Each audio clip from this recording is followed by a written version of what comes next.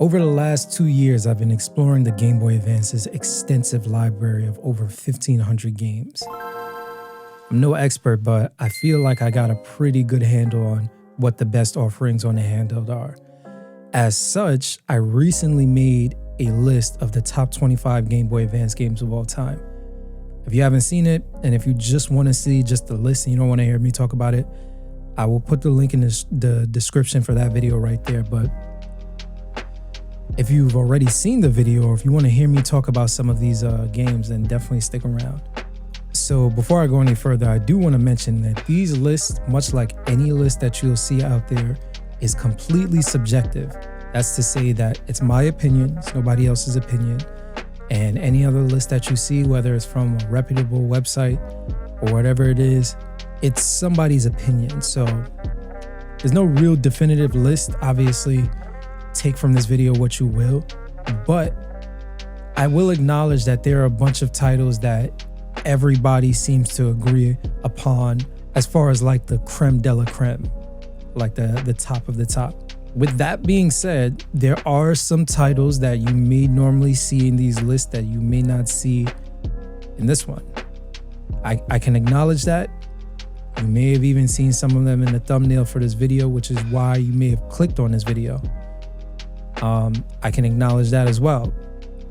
But hear me out. Even when I was showing this list to some of my friends, they were like, okay, yeah, I wasn't expecting a lot of these titles. It's the same thing when I posted the list and the initial video on Reddit. There were a bunch of people saying like, hey, like there's definitely some hidden gems. There also just a bunch of titles I wouldn't have thought to put on the top 25. So, which is why I started off, it's not the main reason, but it is one of the reasons why I started off the list 20 going 25 down with a curveball. So number 25 is Bruce Lee, Return of the Legend. This game is an epic side-scrolling adventure, and it's kind of like a part beat-em-up game, and it's part stealth, and it's a ridiculously fun game, and it's based on the iconic actor / martial artist.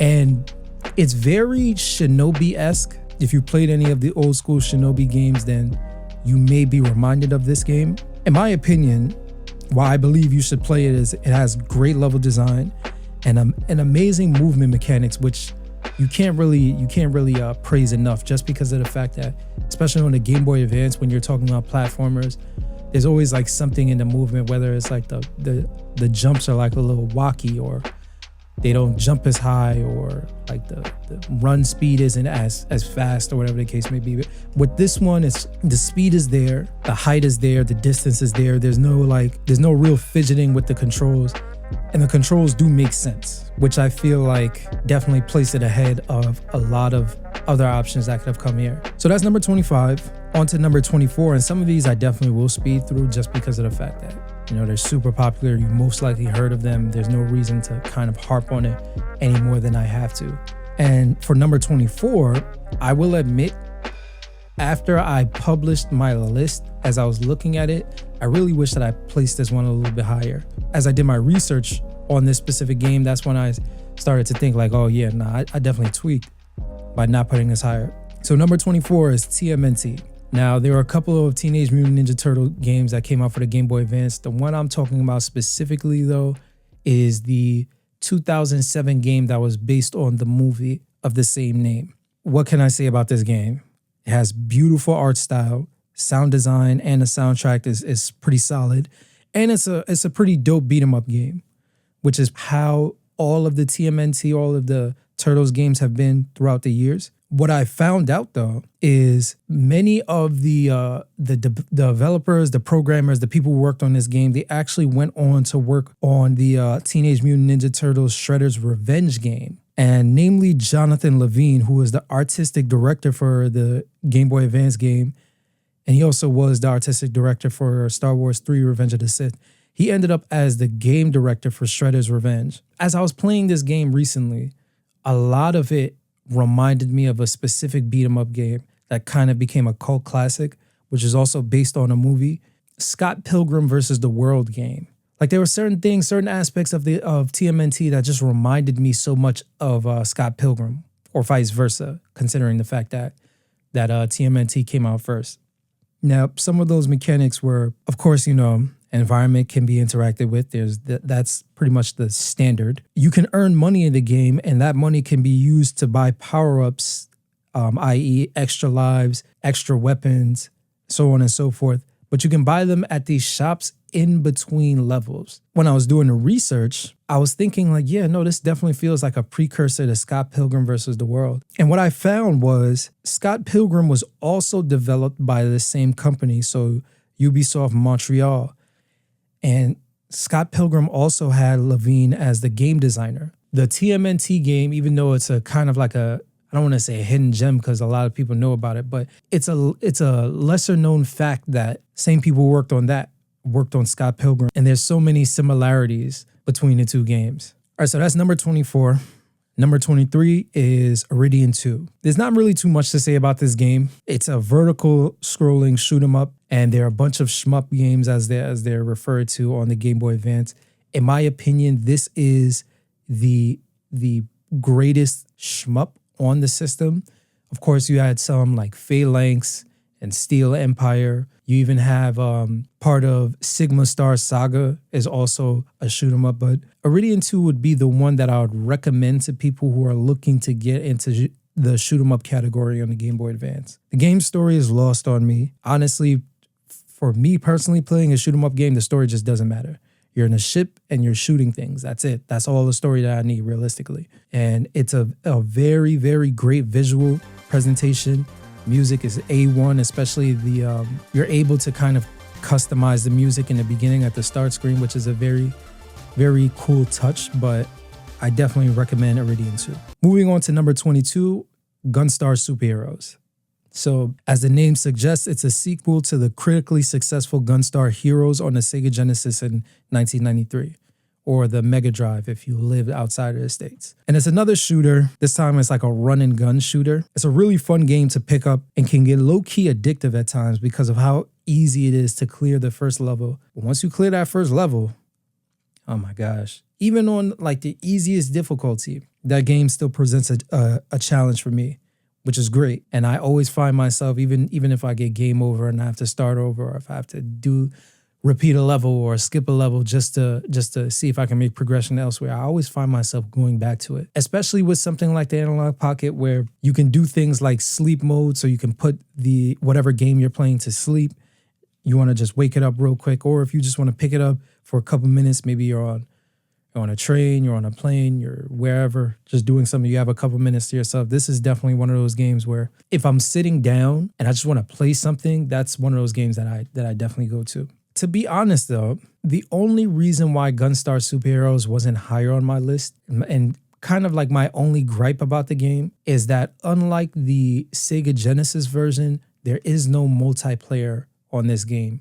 Even if you have multiple cartridges and try to link up Game Boy Advances, there's no multiplayer. I want to take this opportunity to kind of highlight something that I said in the last video, if you watched it. So the last video where I unboxed a bunch of limited edition Analogue Pockets, I was referring to something, specifically the FPGA cores, as emulation cores. And by doing so, it does a disservice to the Analogue Pocket itself, as well as the amazing community of developers who are literally reverse engineering these platforms in order for them to be compatible and work with the Analogue Pocket. So my bad, that was definitely some misinformation on my end. Essentially how the Analogue Pocket works, and what I was referring to as emulation cores, are FPGA cores which are powered by FPGA chips. I'm not gonna get too nerdy into this just because of the fact that obviously I didn't really understand it myself, but the most important thing to realize when talking about FPGA chips is, well, as it pertains to the Analogue Pocket anyway, is that's how you're able to do something like play with actual cartridges on a hardware level. Yeah, of course, we had some products, namely the Retron 5, which allowed you to play some of your favorite old school cartridges directly in the console. But what it did, as well, what my understanding of it anyway was, and I had this a couple of years ago too, I had the Retron 5, but basically what it did was, once you power it on and plug in your cartridge, it downloads a ROM off the cartridge, and you're basically back to software emulation. The issue with this was there were some games, and I remember playing some of those games where the sound quality wasn't the greatest. How it looked and how it played just wasn't true to what the Game Boy Advance was. Whereas with the Analogue Pocket, through my eyes anywhere, it's kind of been like a very one-to-one experience as far as like playing cartridge-based games on the AP. Like I don't see anything lost in quality. As a matter of fact, with the screen as gorgeous as this, with the speakers as crisp and as clean sounding as these, I feel like it amplifies the experience. The experience on the Analogue Pocket when it comes to at least playing Game Boy Advance games is bar none. I know there's going to be a lot of people out there who have a preferred way of playing, and even playing on the OG hardware, at least for me, is more comfortable as far as like how you're holding it. You're holding it more so in like a landscape orientation as opposed to a portrait.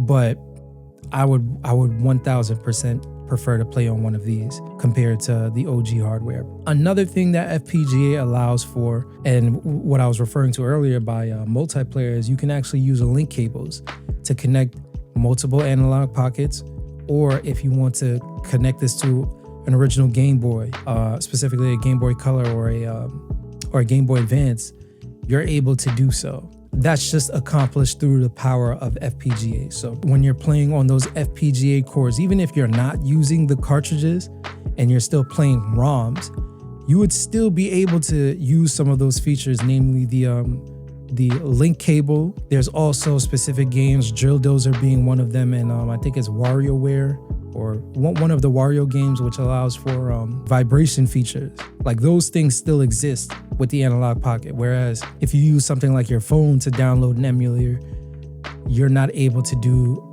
any of those things really. So moving on to number 21, we have The Legend of Spyro: The Eternal Night. So this game was released on a few platforms, namely the DS, the PS2, and the Nintendo Wii. Yet the GBA version remained the only one that was really well received. The other ones were kind of like panned by critics. It's a very aesthetically pleasing game. It came out late in the Game Boy Advance's life cycle, so the graphics and the sound design are a lot better than many of the Game Boy Advance's offerings. I feel like this game would have been way more popular had it not featured a franchise character in Spyro. That could be one of those things that ultimately hold a game back. Yeah, sure. If a game is good, then people are going to get to it no matter what. But when you have like franchise games and franchise players, you build this like cultural equity that you have that may or may not resonate with newer players, with people who are looking to invest in different games. So if they see Spyro, it's like, I'm kind of off Spyro. I saw like the isometric Spyro. It's like Season of Ice or Season of Flame, and I'm kind of like off Spyro. Then they may not gravitate towards this game. Not saying that's what happened, but I give it such high praise because the gameplay, the skill system, the level design, and the battle system are superb. Like I rock with it a lot. Moving on to number 20, NHL Hits. They're a bunch of dated NHL teams with actual players from 2002. And it doesn't matter to me because not only did I not watch hockey then, I don't watch it now, and there's no way to distinguish any of the characters. They all look the same. The only distinguishing factors between the characters are which team they're on. Otherwise, every character looks the same. It's kind of boring and uniform, but that's not why I play the game at all. The game is just fun as hell. Like, it's super fun. And it's a very, very good multiplayer game. I remember playing it with the homie, shout out to the homie Byron. We were playing in the park. I smoked him.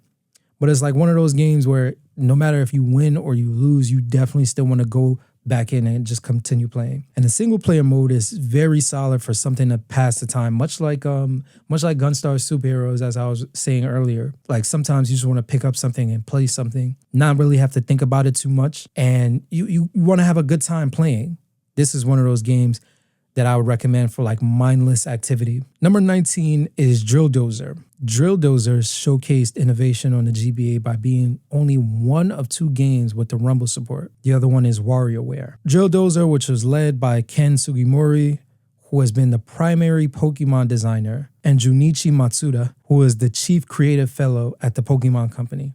So this game is nothing like Pokemon, but it's super fire. And as the name suggests, the character is armed with a drill and several power-ups and techniques to traverse 17 puzzle-filled action-packed stages. It's highly recommended by a lot of people. I'm definitely going to join that list.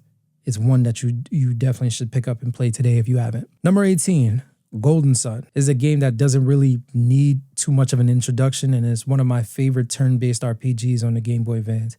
It's an absolute classic. It's an amazing JRPG that was beloved when I was a kid and is still beloved today. Once again, what's understood don't need to be said. Golden Sun. If you're looking for a turn-based RPG where you can explore and dungeon crawl and do a whole bunch of stuff, this is the one for you. Number 17, Motor Racer Advance. By far my favorite racing game on the Game Boy Advance. Sorry, Mario Kart and all that other shit. So it was developed jointly by two companies, Adeline Software International and Delphine Software International. It was actually both of these studios' last game. And in my opinion, they went out with a bang. One thing that I do want to point out, that there's no music while you're riding, but the level design and the driving physics and the environments are like chef's kiss, like they're beautiful. And there are 3 different game modes. So there's Grand Prix, which is your standard racing against several opponents. There's Motocross, which is racing, but of course off-road terrain. And then finally there's Traffic, which introduces other cars and NPCs that are just in the mix trying to throw you off course. And there's no power-ups or no items to derail you. It feels very minimalist in nature, but less is more with this game specifically. It's just you, your opponents, and the road. Sometimes the occasional car, or tree, or whatever the case may be. But other than that, it's just you. Figure out how you're going to win. Number 16, Tony Hawk's Pro Skater 2. Again, another one of those games, what's understood does not need to be said. So I tried to make a list. When I was making this top 25 list, I tried to make a list with absolutely no ports or as few as possible. But Tony Hawk's Pro Skater 2 is low-key one of the greatest games of all time in a lot of people's eyes. And the Game Boy Advance version is no exception. And technically speaking, it's not a port. Instead of like the third-person view, which you got on the consoles, and which they attempted to do with Downhill Jam on the Game Boy Advance, it's a terrible game. Just because of the fact that it had a lot of graphical limitations. Tony Hawk's Pro Skater 2 for the Game Boy Advance takes the isometric perspective. So they recreated pretty much all of the levels, which were as faithful to the console versions as possible. But instead of from a third-person view, it's kind of top-down. And they included all of the characters. And the only thing that was missing was just the licensed music. Of course, with cartridges, with file sizes as small as those were, there's not really much that you could have done. And even so, it's still a very, very enjoyable experience. Number 15, SEMA the Enemy. So I have a proclivity to action games, not necessarily strategy games. Like that's not really my bag, but SEMA combines the two to present an interesting take on the RPG. Again, this is another one of those games that kind of has like the typical late 90s, early 2000s anime plot. But what separates it from other titles is, obviously, of course, you control your character, but you also control NPCs as you lead them through being kidnapped on an alien planet. Unlike the traditional grid, you are leading them through these stages. You have to kind of take control and direct them to go through hallways and passageways and rooms and stairs and so on and so forth while keeping them safe from harm's way. One of the reasons why this game made it to my list was it allowed people like me who aren't necessarily the greatest at strategy and tactics games to really, really embrace the genre. Speaking of tactics games, I would be remiss to leave off number 14, Final Fantasy Tactics Advance. And honestly, I was battling between this, Tactics Ogre, and Onimusha Tactics. I played all 3. I didn't beat all 3, but I definitely played them all extensively. Like if we're gonna keep it a bean, like Final Fantasy Tactics Advance displays perhaps the best graphics on the Game Boy Advance. And the aesthetics complement the music and the overall sound design perfectly, like Pinot Noir and Swordfish. Realistically, this is another one of those, like, what's understood don't need to be said when talking about the Game Boy Advance. This is one of those games that always just gets brought up. At number 13, we have Legend of Zelda: The Minish Cap. Again, another game with astounding visuals. Like the graphics in this game, the art and design in this game are just top notch. And Capcom just rarely misses. Capcom being one of my favorite game developers of all time, realistically. But Minish Cap adds to that incredible library of incredibly illustrated GBA games, including Magical Kingdom, technically speaking, as a port, and the Mega Man titles. And I'll be the first one to admit I'm not the biggest Zelda fan. Though when I first picked this up, it took me a little minute to pick it up, and when I first picked it up, I just couldn't put it down. One thing that I will say is that the dialogue and the scenarios were conceptualized with the younger audience in mind, so if you're older like me, definitely keep this in mind, but I feel like all ages can enjoy this no matter what. Number 12 is Boktai, The Sun Is In Your Hand. It's another revolutionary product, and the first and the only one of its kind in the sense that it had a solar sensor on the actual cartridge, which literally forced players to go outside, use the cartridge to absorb the sun's light to power your character, main character. And of course, this was brought to us by the wonderful people at Konami. So of course, Kojima and his team were really forward thinking with this idea. And even if you think that this is gimmicky, the game itself, like if you take the solar sensor away, the game itself is an incredible playthrough. It's highly recommended. Of course, I'm not the only one who's saying this. The one asterisk I'll give is that unless you buy like a fan-made adapter of sorts that has to be 3D printed, there's no way to actually play the original cartridge on the Analogue Pocket just because of the shape of the actual cartridge. So what you would have to do is you would have to download the ROM, and then you would have to patch it with the version that allows you to kind of manipulate the solar sensor, which is cheating, but you know, you gotta do what you gotta do if you wanna play a good game. Number 11 is Pokemon. Anyone. Ruby, Sapphire, Emerald, Fire Red, Fire Green, just not Pokemon Pinball or Pokemon, the other one, Ranger, whatever it's called. Do I really even need to explain this one? I feel like I don't, and I'm not really going to. Because Pokemon is the most well-known brand in the entire world, and it's for good reason. I will say that I preferred the more simple, like the first generation games, the first and the second generation games. But Ruby, Sapphire, and Emerald hold a special place in most millennials' hearts, mine included, so definitely had to make this list. As we get to the top 10, I do want to remind you, this is a completely subjective list. There are going to be some titles, if you haven't seen the short I did with the top 25, there are going to be some titles that you may or may not be surprised that I left off the top 10. If you do make it to the end of this list, and I'll leave timestamps of each individual game without actually saying the game's name, so you can just kind of like get an idea of what's where. I definitely want to hear what you guys think as far as like what your top 10 should be. Everybody's list should be personal, as opposed to just grabbing whatever is the most critically acclaimed or the most beloved or most talked about.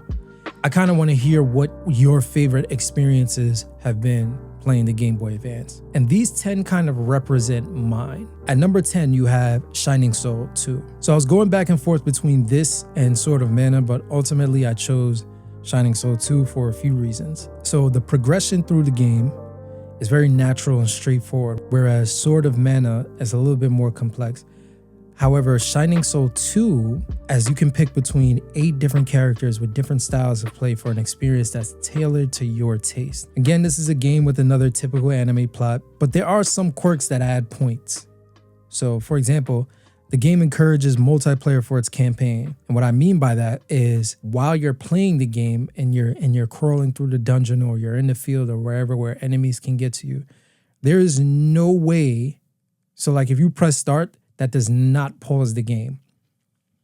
So you can be attacked and you will die if you're by yourself. And that's just like that's like ridiculous, because you don't necessarily think of games doing that. Like if I want to press start, like if I'm doing something, I want to put this shit down for a second. Let me do that. The game is like, nah, you gotta figure it out. You gotta clear all the enemies here, or you gotta miss that call. You gotta do something. I don't know. I just when I found that out, I just found that to be hilarious. Like, damn, son. So it was really like not necessarily challenging, but it did offer that level of, okay, you gotta focus and you gotta make sure that you're aware of your surroundings. And that's when you realize that a second or third set of hands would help immensely. And this is where the Analogue Pocket saved and their save state and sleep functions come in super handy. So number 9 is Metroid Fusion. Say it with me now. What's understood doesn't need to be said. One of the greatest platforming games on the Game Boy Advance by far, and the more superior Metroid game on the Game Boy Advance. Take that however you will. I was never a fan of Zero Mission as a kid. I'm not the biggest fan of it right now. Metroid Fusion, though, super fire. Number 8, Street Fighter Alpha 3. This is one of 2 ports. Remember, the first one is Tony Hawk's Pro Skater 2.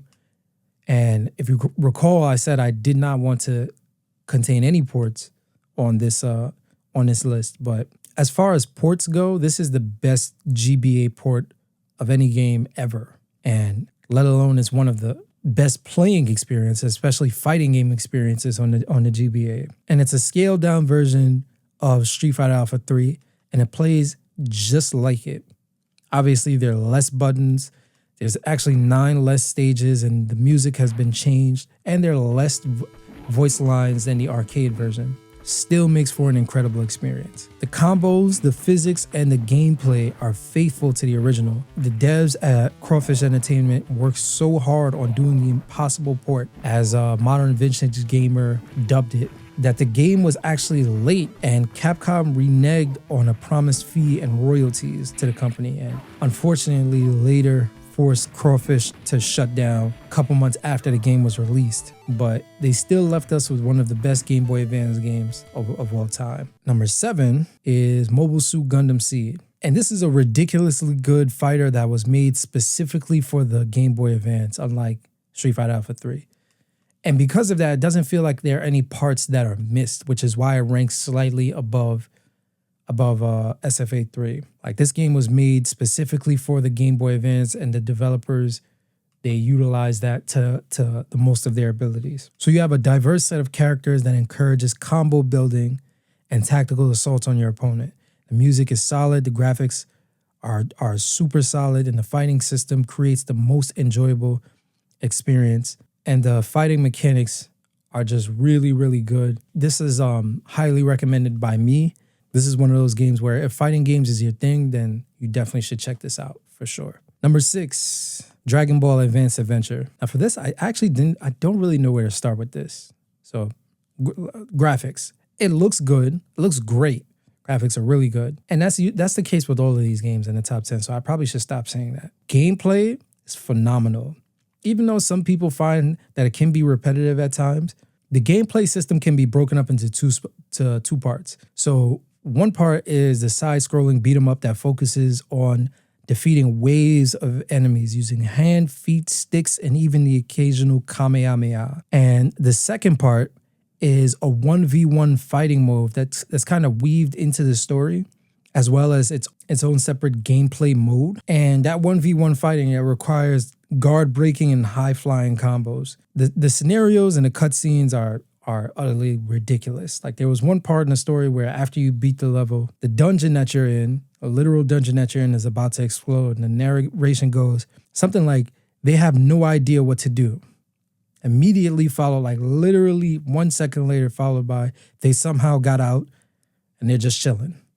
Like dog. That's funny as shit. But if we're talking about playing the game, it's one of my favorite games that I played.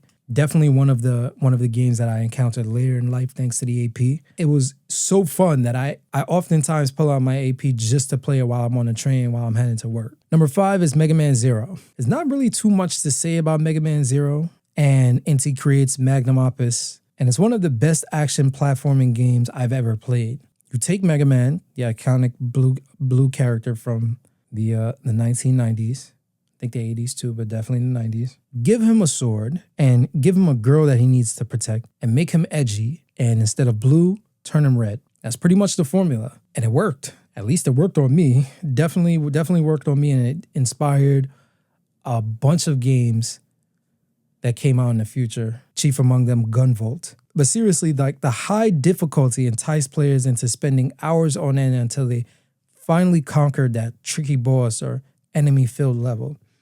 Of course, it pulls from the earlier Mega Man games, but if it ain't broke, know what I mean? Like, for me, like, what are we doing here? This is kind of like a blanket entry, and what I mean by that is there are 4 different versions of Mega Man Zero on the Game Boy Advance.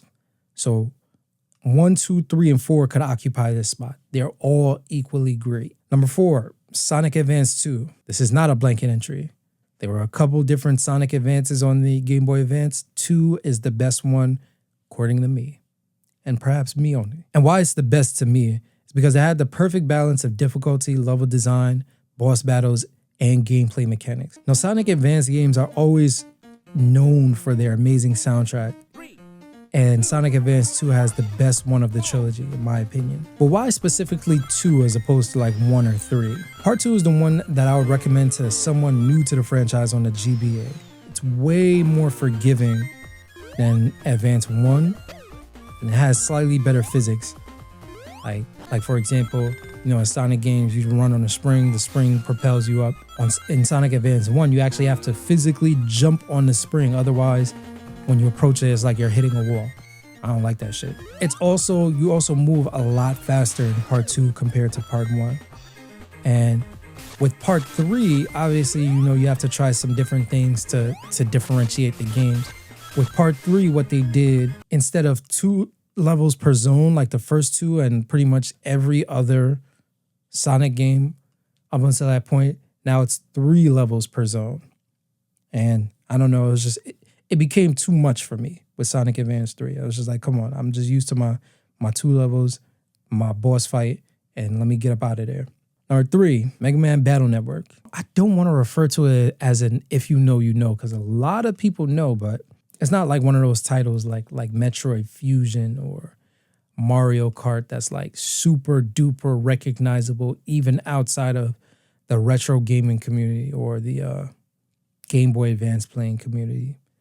So Battle Network is a tactical RPG that's akin to deck building, but not quite so. Battles are equal parts strategy and action, which is a huge plus specifically for me.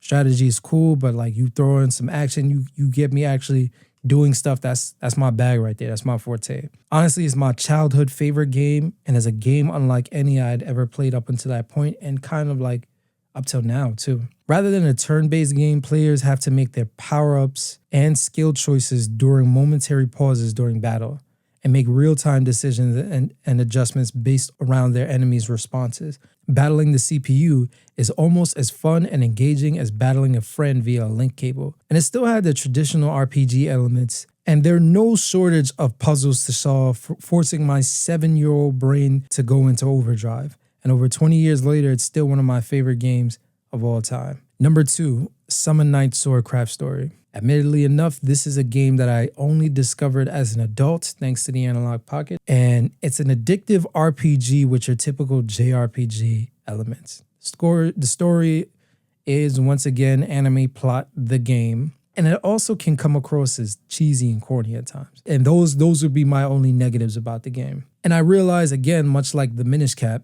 the Legend of Zelda game, today's version of me is not the target audience. It's not the target demo for that game. Me from 20 years ago would have really appreciated it more. When I showed this list to a couple of people, they asked me like, yo, why do you love this game so much?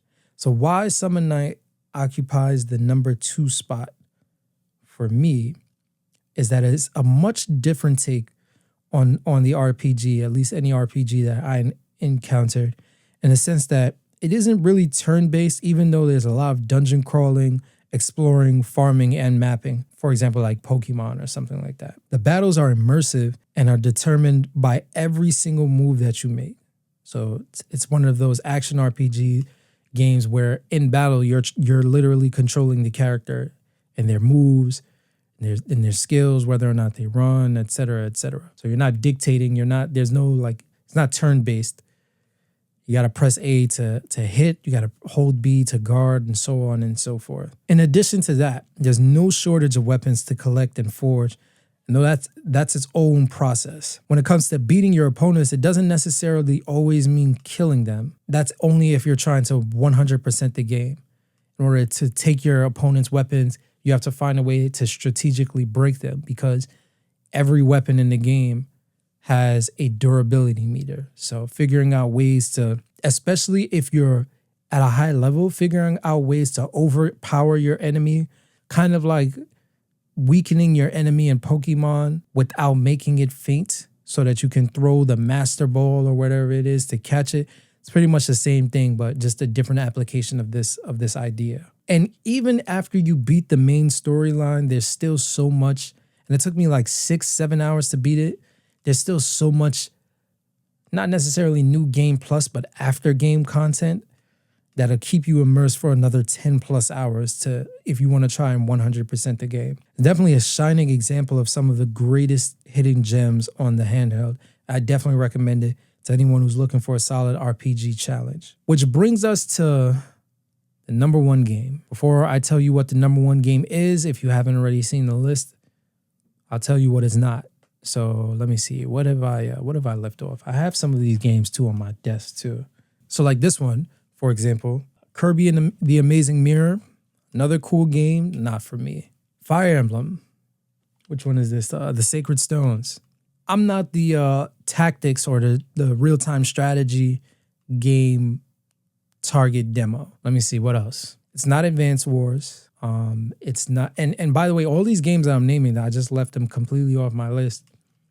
And these are games that I always see on a lot of people's list, and they're great games nonetheless. Like if I did a top 50 or a top 75, they were more than likely going to show up. But what else could number one be that it's not? It's not Mario Kart. It's not any Mario game realistically, like none of the Mario games. But that kind of narrows it down when you're talking about the greatest games or the greatest game on a Game Boy Advance, because there's usually one that's in the top 3 that's always mentioned that I haven't mentioned yet. My number one game for the Game Boy Advance is Castlevania Aria of Sorrow. Castlevania Aria of Sorrow is a masterclass in video game production, as evidenced by the Castlevania Advance collection that recently came out to modern platforms.